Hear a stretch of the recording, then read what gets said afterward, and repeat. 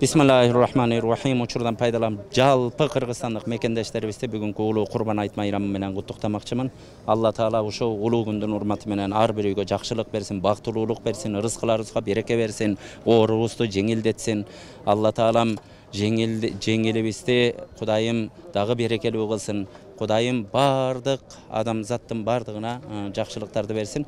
Анан бүгүн ушу улуу Курбан айт күнү турабыз. Кудайым буйрса, Курбан айттын ушу шааниси, мааниси ушу айт намаздан кийин барып, колунан келген, колунда бардар болгон, бай болгон, зекет бергенге мүмкүнчүлүгү жеткен инсандардын бардыгы ошо курбандык кылуусу важип болуп саналат.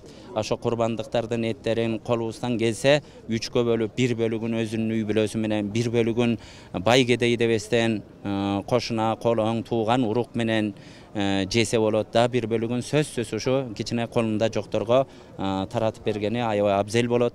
Ошон үчүн бардыгыңыздар ошо союлган курбандыктарды ысырап кылбастан ар бир аяйлап казан бир шорпо кайнабаган үйлөр да бар, аны да унутпашыбыз керек. Ошондой жерлерге жардам берип, бири-бирибизге ушунда мээримдүүлүк, ырайымдуулук кылалы. Кудайдын да ырайымы бизге келсин демекчимин. Ушу сүйүнүч күндү Кудайым кут кылсын. Дайыма маанайыбыз Кыргыз элинин, кыргызстандыктардын маанайы бүгүнкү айт күнүндөгү маанайдай болсун. Алла Таалам бардыгыбызга жакшылык берсин.